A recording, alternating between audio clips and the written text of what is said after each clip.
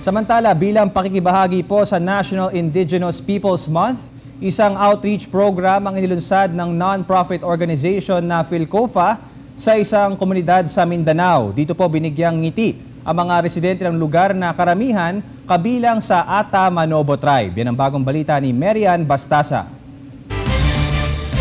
Ang buwan ng Oktubre ay kinikilala bilang National Indigenous Peoples Month, kung saan binibigyang halaga ng bawat modernong buwan ang mga natatanging katangian ng mga kababayan nating katutubo. Ito rin mismo ang isinusulong na layunin ng non-profit voluntary organization na Philippine Khoika Fellows Association o Philcofa, na pangunahing nakatuon sa pagtulong sa iba't ibang komunidad sa bansa at sa pagkakataong ito sa isang indigenous community sa rehiyon ng Mindanao.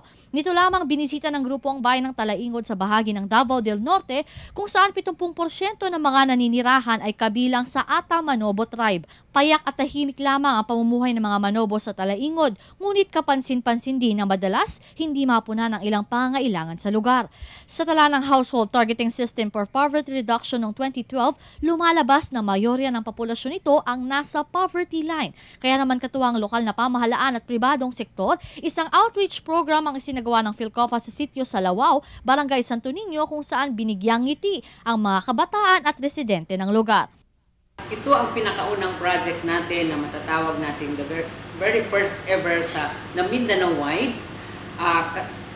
Kasama dito ang ating pagpili ng komunidad na pwede nating tulungan. Yun na nga ang Talaingod. So ang ginawa natin is nakipag-coordinate tayo sa local government units, particularly sa provincial government, sa municipal government, and even up to the barangay level. At kasama na rin dito ang school authorities, no? Kasi kailangan piliin natin kung ano yung paaralan na pwede nating matulungan. Dito, libreng ipinamahagi ang ilang school supplies, laruan, dental hygiene kits sa higit 500 batang mag-aaral, habang ang kanilang mga guro nakatanggap ng ilang classroom facilities gaya ng water jugs at medical supplies. Bukod dito, namahagi rin ng seedlings ang grupo para makatulong naman sa kabuhayan ng mga kababayan nating Manobo.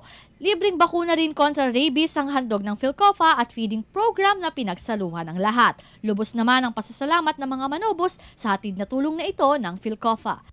Iba yung sa Philcofa kasi ang binigyan ng atensyon ay ang mga bataan, mga estudyante, wherein nabigyan sila ng mga school supplies, no? Tapos laruan at saka yung health kit nila.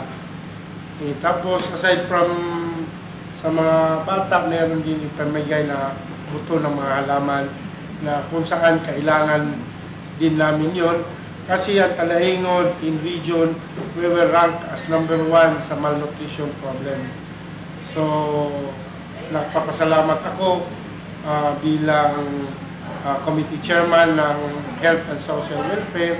At least man lang nakatulong yung mga buto na makabigay ng magandang nutrisyon ng ating mga mag-aaral. Ang maganda rito sa Philcofa, nakatulong kami sa komunidad. Nakapagbahagi kami sa mga mag-aaral ng Talaingod at higit sa lahat nakapagdulot to ng kaligayahan sa bawat isang Philcopan. Kasi kami, hindi lamang camaraderie ang pinopromote namin dito, ngunit sa pamamagitan ng pagtulong namin sa komunidad, nakakaramdam kami ng tunay na kaligayahan sa aming kalooban. Marian Bastasa, News Team 13. Abangan na iba pa mga balita sa pagbabalik ng News Team 13.